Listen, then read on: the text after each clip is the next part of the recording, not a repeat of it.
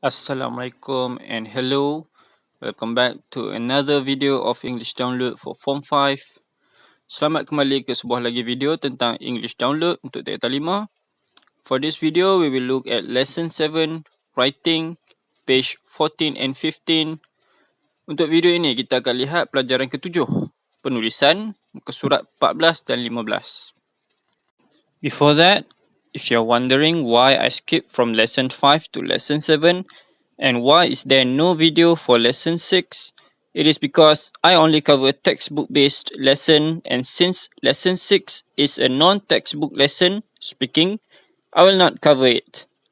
Sebelum saya teruskan pelajaran ini, jika anda tertanya-tanya mengapa saya langkau pelajaran ke-5 terus ke pelajaran ke-7 dan mengapa tiada video untuk pelajaran ke-6, ia adalah kerana saya hanya melihat pelajaran berasaskan buku teks, textbook-based lesson. Dan memandangkan pelajaran ke-6 ialah pelajaran bertutur tidak berasaskan buku teks. Non-textbook based lesson, saya tidak akan buat video pelajaran ke-6 untuk channel ini. Now that's out of the way, let's look at lesson 7, page 14 and 15. Mari kita lihat pelajaran ke-7, muka surat 14 dan 15. Okay, for page 14 and 15, there are 7 questions in total. But for lesson 7, we will only look at question 1, 2, 3, and 4. For question 5, 6, 7, we will cover them in the next lesson, lesson 8. Jadi ini muka surat 14 dan 15. Terdapat 7 soalan semuanya. Untuk pelajaran ke-7, kita hanya akan lihat soalan 1, 2, 3 dan 4. Soalan-soalan seterusnya kita akan lihat dalam pelajaran yang seterusnya, pelajaran ke-8. Jadi mari kita lihat. Okay, page 14, writing. Email, reading the task carefully. Email, membaca tugas ataupun arahan dengan teliti. It is important to read writing tasks carefully so that you know exactly what you have to do. Penting untuk membaca tugasan penulisan dengan teliti supaya anda tahu dengan jelas apa yang anda perlu lakukan.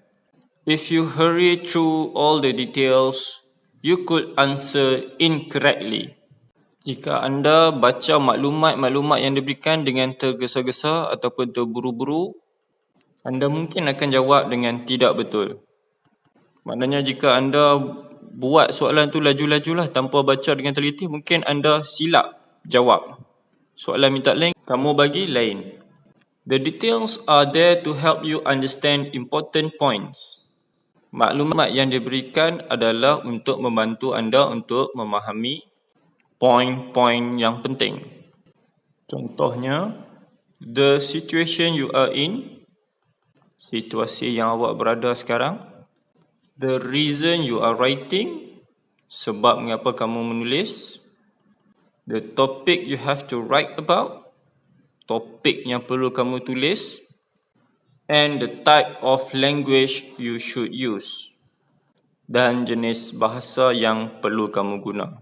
Maksudnya laras bahasa lah. Formal, tak formal, rasmi atau tidak rasmi lah. Dan sebagainya. 1. Read this writing task and answer the questions below it. Baca tugasan menulis ini dan jawab soalan di bawahnya. Jadi jangan kamu salah faham pula. Soalan satu ni bukan dia nak suruh kamu tulis dah. Email. Belum lagi. Ini latihan untuk kamu baca dan fahamkan arahan dulu.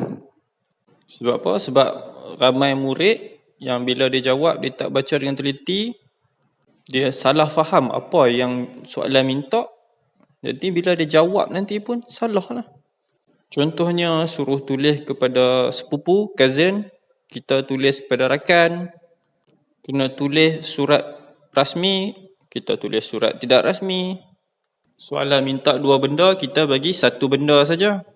Contohnya soalan suruh kita pilih pilihan pertama ataupun pilihan kedua, kemudian beri sebab kenapa kita pilih. Selalunya murid ni jawab pilih saja, pilih mana satu, kemudian dia tak bagi sebab.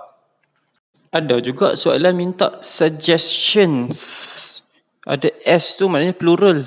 Lebih daripada satu. Kena bagi banyak lah, lebih daripada satu. Kita jawab, kita bagi satu saja cadangan. Satu saja suggestion. Suggestions ataupun reasons. Kena bagi lebih lah. Reason. Sebab tu. Dan ada juga soalan minta 80 patah perkataan, kita bagi lebih. Jadi tak bolehlah, kena baca dengan teliti. You have received an email from your English speaking friend. English speaking friend tu maksudnya bahasa utama dia lah. First language dia tu bahasa Inggeris lah. Jadi kamu telah menerima sebuah email daripada rakan kamu yang English speaking friend ni lah. So your friend wrote, kawan kamu tulis, I have to write about personal relationships for a class project. Saya perlu menulis tentang hubungan peribadi untuk projek kelas. Can you help by telling me about your most important relationship? Boleh tak anda tolong saya dengan memberitahu tentang perhubungan yang paling penting bagi anda? Who is it with? Dengan siapa? Perhubungan itulah yang paling penting tu, dengan siapa? What is he or she like? Ini jangan salah faham pula. Kamu tengok like tu, kamu ingat dia tanya orang yang ada hubungan yang penting dengan awak tu suka apa. Bukan dia tanya dia suka apa. Dia kata what is he or she like tu maksudnya dia tanya dia tu orang yang macam mana. Jadi kamu kena ceritalah sikit pasal dia. Describe dia. Orang dia macam mana. Perangai dia. Perbuatan dia. Macam tu lah. Bagi sifat-sifat dia. I don't want to be nosy, but can you also explain why the relationship is important to you? Nosy tu macam jaga tepikan orang lah. Nak ambil tahu hal peribadi orang lebih-lebih. Jadi dia kata dia bukanlah nak jaga tepikan kamu. Tapi boleh tak kamu jelaskan juga mengapa perhubungan itu penting untuk kamu? Hubungan kamu dengan orang yang kamu kata mempunyai hubungan yang penting itulah. Write soon. Write soon ni dia suruh balas dengan segera lah. Mary. Write your email. 140 to 190 words. Tulis email anda 140 hingga 190 patah perkataan.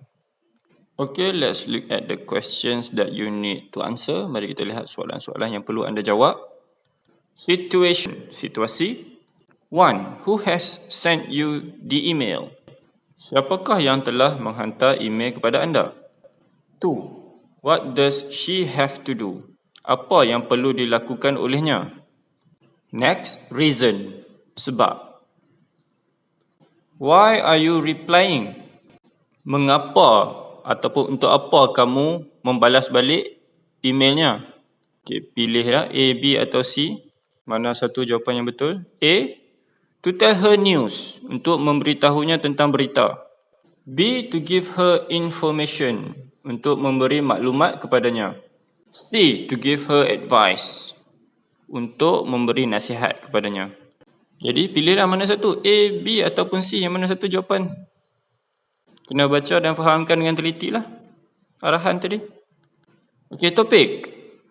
What is the main thing you have to write about? Apakah perkara utama yang perlu kamu tulis? What points do you have to include? Poin-poin apa yang perlu kamu masukkan sekali dalam email kamu? Maksudnya item-item apa yang perlu kamu tulis dalam email kamu? Contohnya dia minta apa, kamu kena bagilah apa yang dia minta. Kalau dia minta 2-3 benda, kamu kena bagilah 2-3 benda tu. Baca balik task tadi. Apa yang dia minta dan apa yang perlu kamu beri. Language, bahasa. What relationship do you have with the person you are writing to?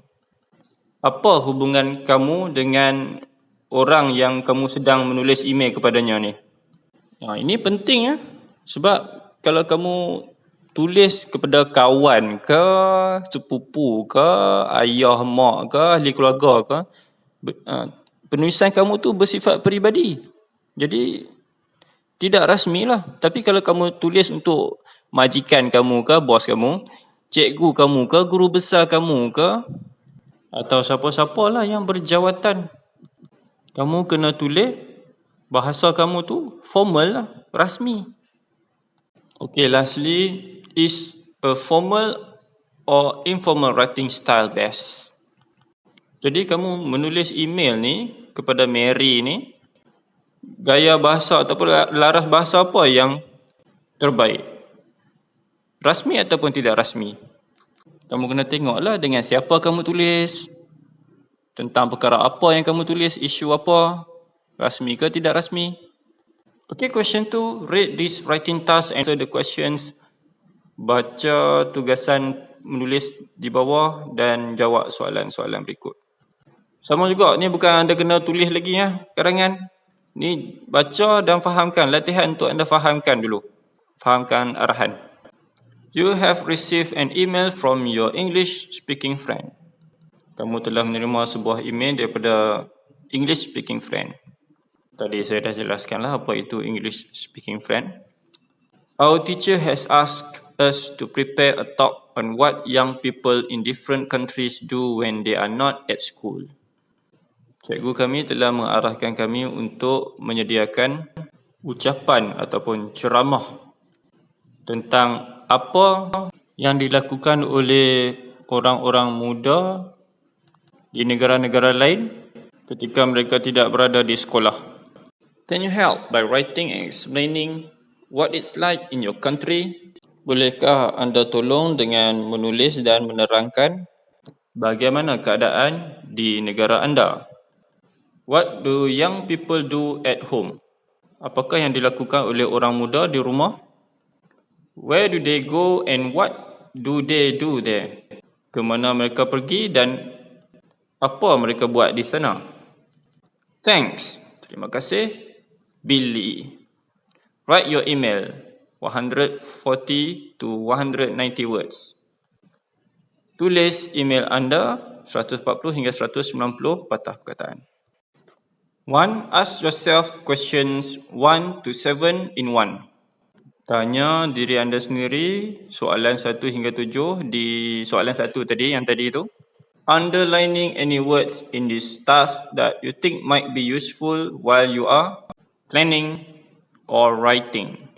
Gariskan mana-mana perkataan di dalam tugasan ini yang mana kamu rasa mungkin berguna ketika kamu merancang ataupun menulis. Jadi kamu tengok baliklah soalan 1 hingga 7 tadi. Cuba jawab untuk soalan ini, kemudian gariskan perkataan-perkataan yang mana kamu rasa berguna. Okay, let's continue. 2. Tick the 2 writing skills you will mainly need to answer this email. Tandakan 2 kemahiran menulis yang kamu perlukan terutamanya untuk menjawab email ini. Expressing an opinion, menyatakan pendapat. Explaining, menerangkan. Describing, memerihalkan ataupun menghuraikan. Suggesting, mencadangkan. Okay, question 3. Read this email that was written in answer to the question in 2. Baca email ini yang ditulis sebagai jawapan kepada email di soalan 2. Which 2 of the following phrases are the most suitable for ending the email?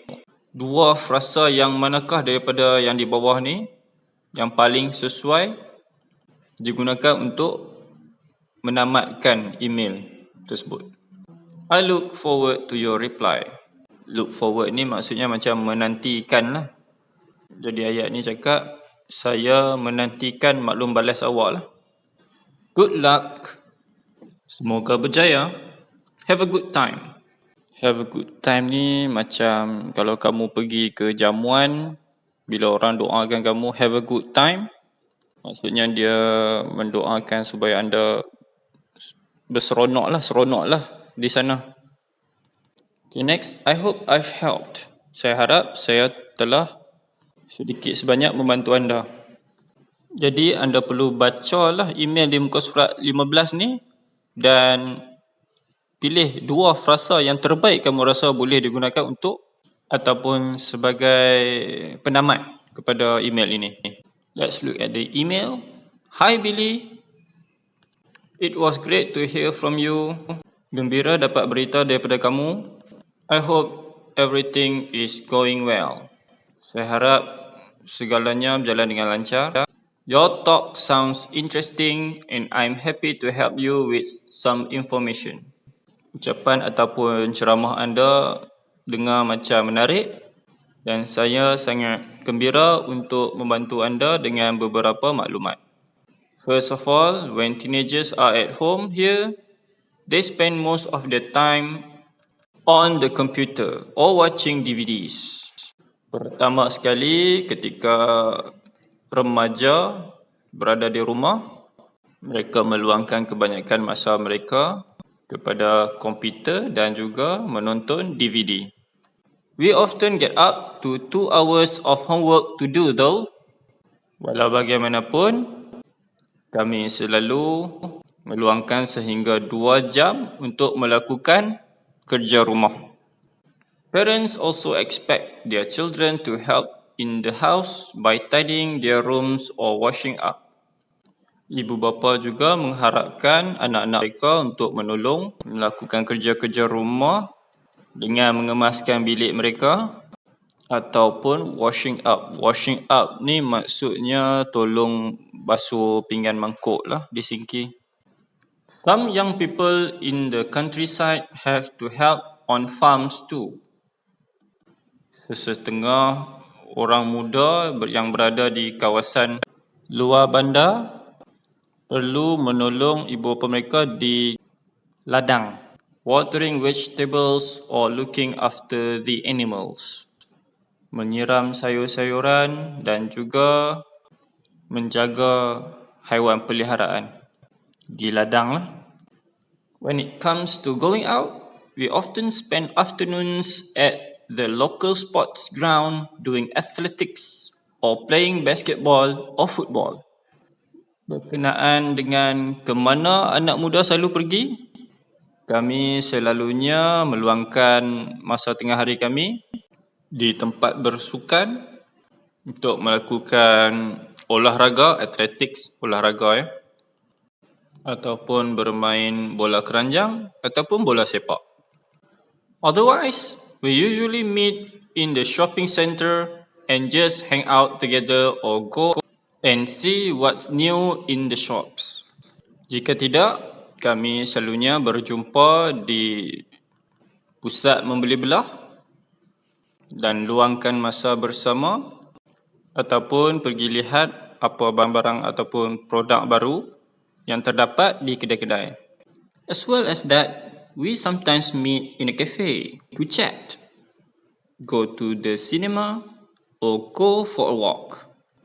Begitu juga, kami kadang-kadang berjumpa di kafe untuk bersembang, pergi ke panggung wayang ataupun pergi berjalan-jalan. Anyway, I hope your talk goes well. Apa-apa pun, saya harap ceramah anda berjalan dengan lancar. Okay, empty space. This is where you should choose 2 best phrases to put here. Okay, ruang kosong ni lah tempat yang kamu kena pilih 2 frasa yang terbaik yang kamu rasa boleh letak di sini. Tina. Mari kita lihat soalan keempat. Question 4. The writer uses a separate paragraph in her email for each new topic to make it easier for the reader to follow. Penulis menggunakan perenggan yang berbeza-beza ataupun perenggan yang terpisah dalam emailnya untuk setiap topik untuk menjadikan ia lebih mudah untuk pembaca untuk baca. In the email, in 3, find and underline the words that tell us the topic of paragraphs 2 and 3. Dalam email 3, email di atas ni lah. Cari dan gariskan perkataan-perkataan yang menunjukkan ataupun memberitahu kita tentang topik untuk perenggan kedua dan 3. Gariskan perkataan yang menunjukkan topik kepada perenggan tu lah. Perenggan 2, topik dia apa? Underline. Gariskan perkataan yang menunjukkan topik tu. Sama juga untuk 3. Which set phrases has the writer used to introduce them? Jadi frasa apa yang digunakan oleh penulis untuk memperkenalkan topik bagi perenggan tersebut. Maknanya sebelum dia sebut topik untuk perenggan tersebut, dia gunakan frasa ni untuk memperkenalkan topik tu dalam perenggan tu lah. Jadi anda kena kenal pasti dululah topik bagi setiap perenggan tu, kemudian baru kamu boleh tengok frasa apa yang dia gunakan. Selalunya datang sebelum lah, sebab dia nak memperkenalkan topik tu kan. Frasa tu datang sebelum topik tu diperkenalkan. Okay, that's all for now. We will continue with question 5, 6 and 7 in the next lesson. All the best. Okay, setakat ini saja untuk pelajaran kali ini. Kita akan sambung lihat soalan 5, 6 dan 7 di pelajaran yang seterusnya, pelajaran ke-8. Selamat menjawab. See you again in another video of English Download for Form 5. Jumpa lagi di video akan datang tentang English Download tingkatan 5. Thank you. Terima kasih.